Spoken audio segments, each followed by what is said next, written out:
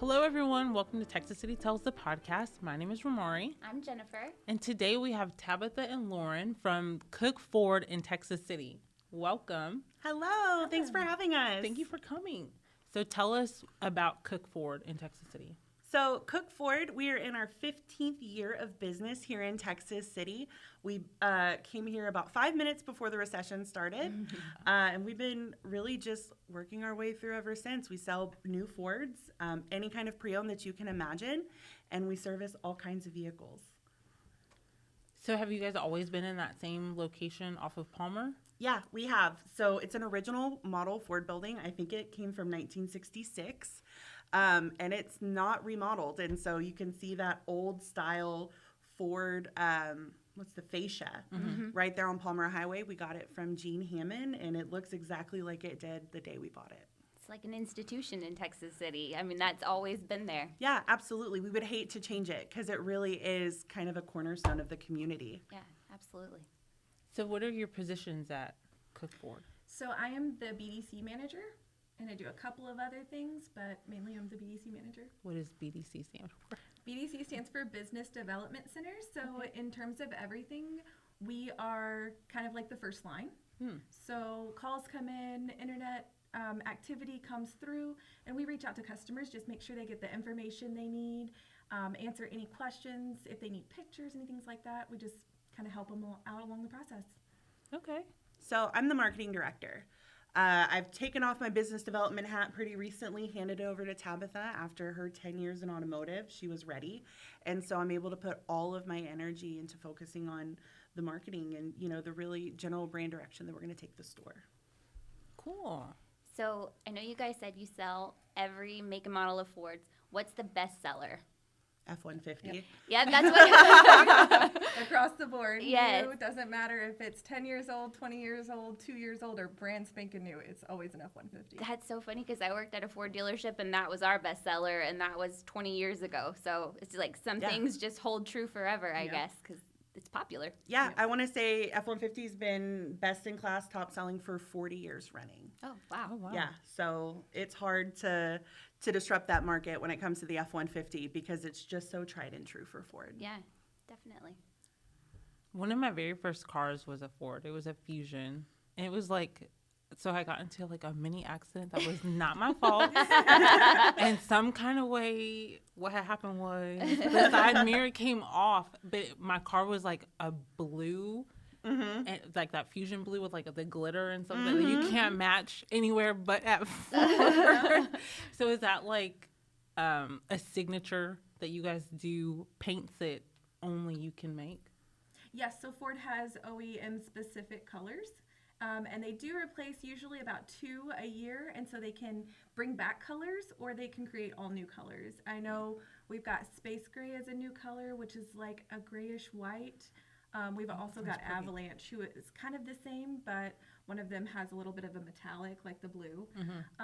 So they've got quite a few new colors. I know they used to do green back in the day. So they did bring that back, I believe, in 2017 to 19. But those are, rotating colors that they use. They stick to primaries, but then they'll have about 4 specialty colors a year. Interesting. So one of the really cool things Ford has done this year is they came out with the Bronco Heritage Editions. And so they really are the throwback that everybody was looking for with the Bronco. And so they have in the just very limited editions, they have the white top, but then they brought back some of those original colors. And so they brought back the Robin's Egg Blue, they brought back the yellow and the red that the Bronco originally came in. And so Ford's really big on bringing back in our culture. And so, they brought back the Bullet Green for the Bullet Mustang. We're seeing like the Bronco come out in the Eruption Green and that kind of stuff. And I like to see as a marketer that kind of brand recognition that they're pushing through all of their models and even bringing back the Mustang with our electric. So it's Mustang Mach-E and really, relying on the foundations of our brand to help drive forward as we move into the future. So I know earlier I said the dealership was kind of an institution, the building, and then the dealership in general. I think that's because y'all do so much in the community, too. Can you talk a little bit about that? Yeah, so recently we were able to go to a local nursing home and take a couple Mustangs for National Mustang Day, and that was really fun. They got to sit in them, rev them up a little bit, and they had a fantastic time. And we're just trying to create relationships like that within our community, not just amongst like the nursing homes, but the schools, the businesses. We want to create that relationship so that we have, you know, branches like, hey, do you need help? Hey, can we do this? You know, and just have that throughout the community. Another thing, we just had our crawfish boil on Friday, which was fantastic. We had a ton of people come out, and we were so appreciative of the turnout. So that was great. It just gives us a chance to interact with the community on our grounds. Let them come back. There's nothing required to be there. Just come in, have a good time, have some crawfish with us. We love to get to know our guests, and you know, that's part of who we are. Something else that you guys also do is donate cars for the city parades. Yes. Our mayors and commissioners are always in Cook Ford vehicles. And always looking good in them. Yeah, that's the goal. We love to have our vehicles in the parades. It's something that we enjoy doing, even if it's the T-ball parade.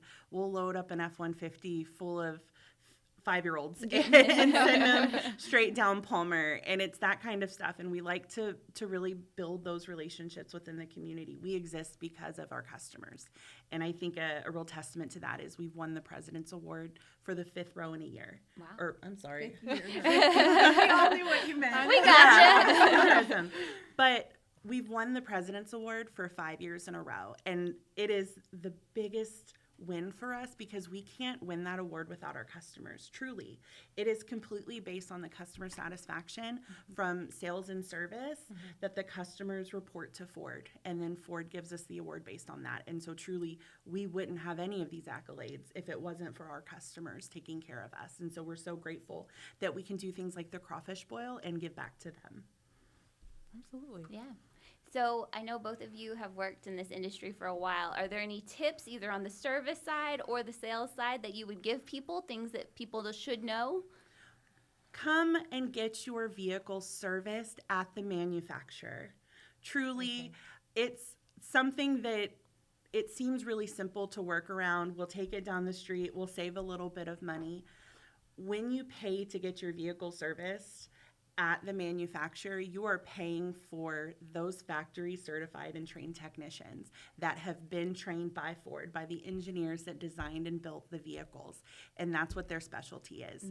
And so really taking care of your vehicle by bringing it back to the certified technician so they can take the best care of your vehicle. We can maximize your warranty and make sure that you get the most life out of it. And it's harder when we start taking them to third parties and then we're fixing fixes.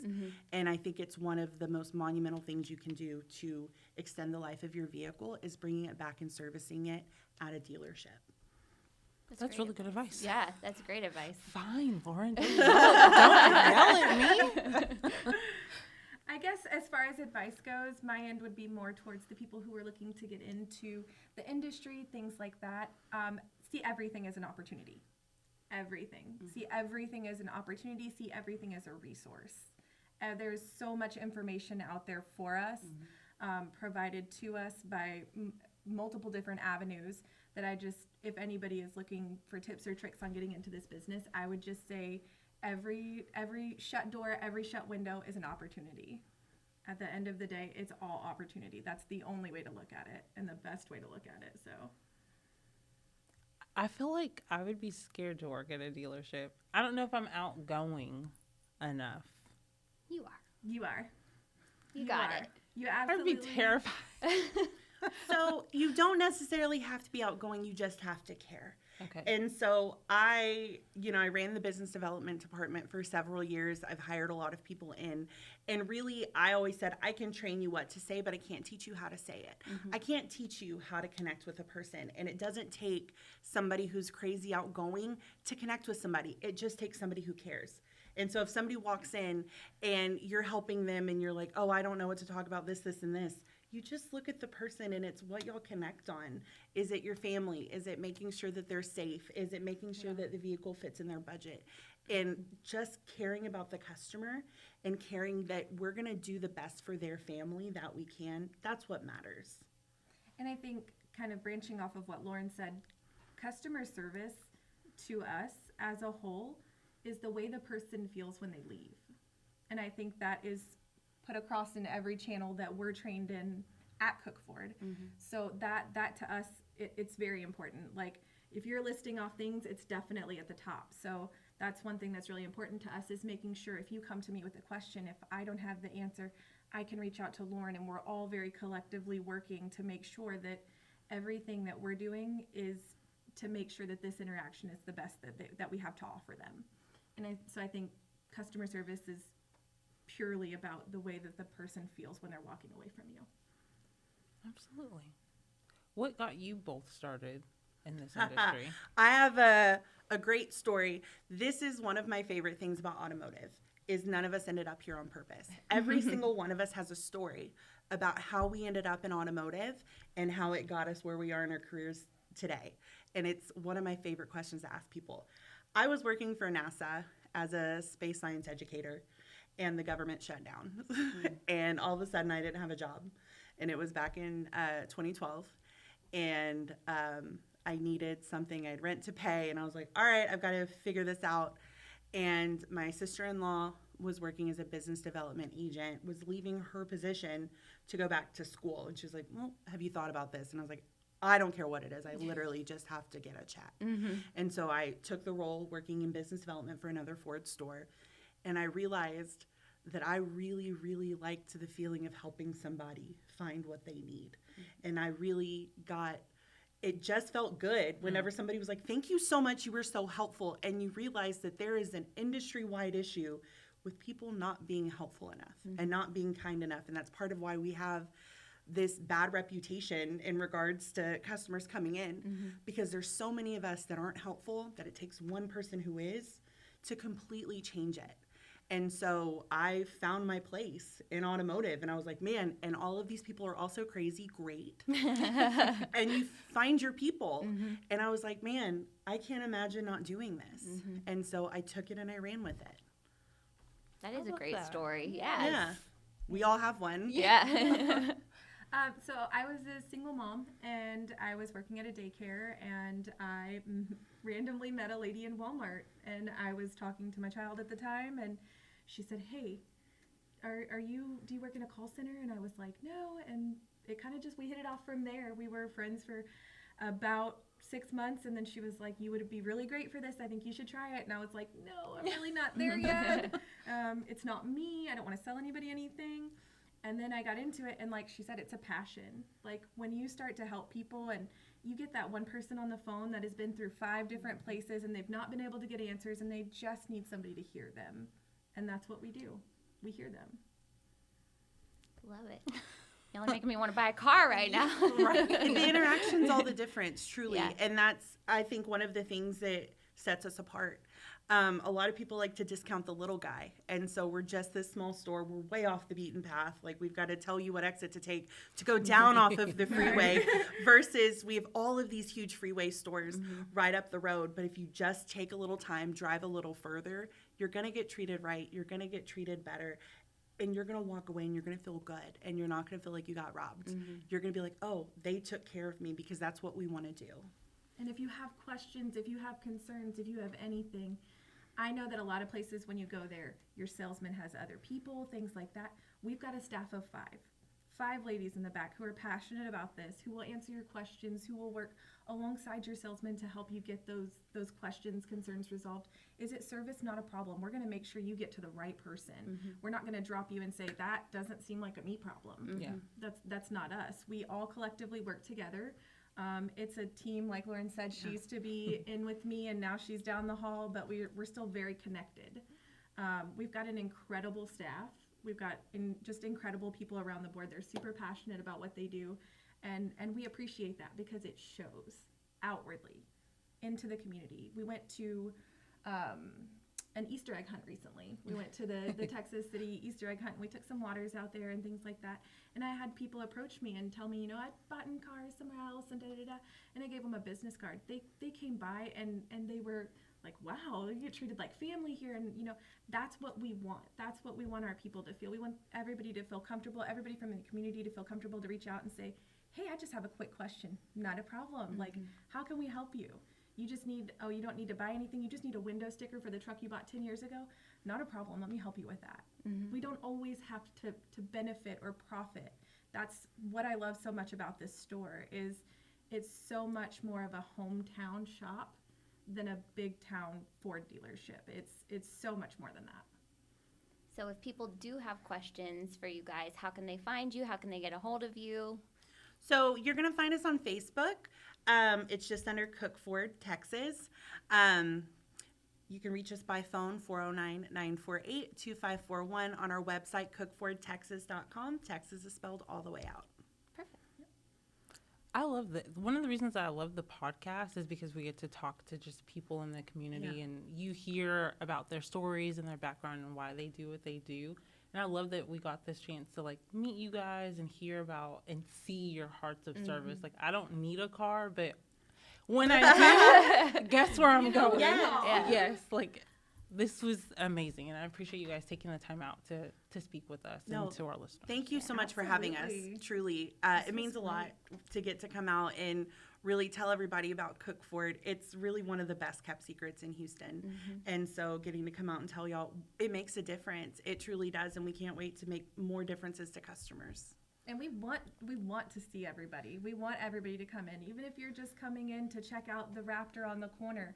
We want to see your faces, so that it makes all the difference to us, especially when we see, you know, our trucks driving down the street or people that have come in for service, and then we go out into the community and see them. When we do a lot with the city of Texas City, and then when I see people, because I'm not from here. And so I know nobody here. And the people that I do know are strictly people that I've met at work mainly. So it's amazing to see the reach that just one building has. One building. And I've met so many people. Now I've met you guys, and it's just incredible. So it's been a great journey. Yeah. Well, thank you again, Lauren. Thank you, Tabitha. Thank you to Cook Ford for allowing you guys to come and speak with us. Thank you to the City of Texas City for sponsoring this podcast. New episodes air every Wednesday on the city's Facebook page, YouTube, or wherever podcasts are streamed. If there is another business, entrepreneur, or someone doing amazing work in Texas City that you would love to have on the podcast, please recommend them in the comments below. Bye. Bye. Bye.